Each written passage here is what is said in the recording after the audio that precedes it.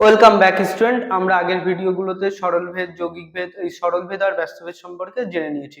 আজকে আমরা যৌগিক ভেদ সম্পর্কে কিছু জেনে নেবো। দেখো, একটা ত্রিভুজ, এই ত্রিভুজের ভূমি কত এক্স আর উচ্চতা কত এইচ। তাহলে আমরা ক্ষেত্রফলের সূত্র কি জানি? হাফ ইন্টু ভূমি ইন্টু উচ্চতা না?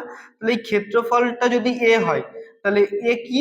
হাফ ইন্টু ভূমি কত এক্স আর উচ্চতা কত এইচ। তাহলে দেখো, এই এ দুটো চলরাশি, একটা এক্স আর একটা এইচ, মানে কি একটা ভূমি আর একটা উচ্চতার উপরে ডিপেন্ডেন্ট। যদি এক্স, এই এক্সটা বেড়ে যায়, ধরো এক্স প্রথমে 5 ছিল আর এইচ 10 ছিল, তাহলে হাফ ইন্টু 5 ইন্টু 10 কত হচ্ছে? 25 বর্গ একক। এবার যদি এক্স, আমরা এইচটাকে 10ই রেখে এক্সটাকে বাড়িয়ে দিই, তাহলে কি হবে?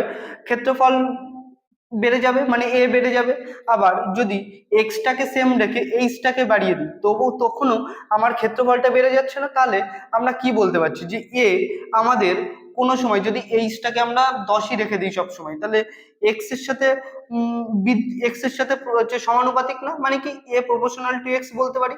আবার এ, ধরো এক্সটাকে আমরা সবসময় 5 রেখে দিলাম, দিয়ে উচ্চতাটাকে যদি আমরা বাড়িয়ে দিই তাহলে কি হবে?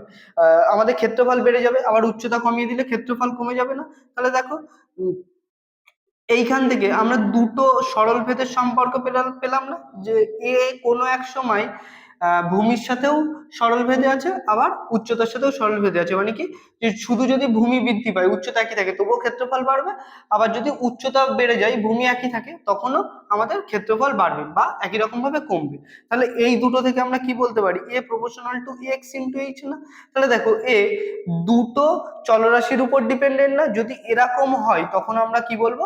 এটা যৌগিক ভেদে আছে। তাহলে এখান থেকে কি বলতে পারি? A equal to K into X H. তাহলে যৌগিক ভেদের সময় কম করে তিনটে চলরাশি আমাদের থাকবেই।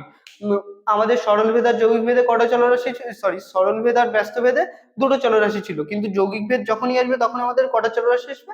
তিনটে চলরাশি। এর থেকে বিস্তারিত যদি এর সম্পর্কে জানতে চাও, তোমরা আমাদের মেন ভিডিও লিংক ডেসক্রিপশনে দেওয়া থাকবে, তোমরা সেখানে গিয়ে দেখতে পারো। Thank you.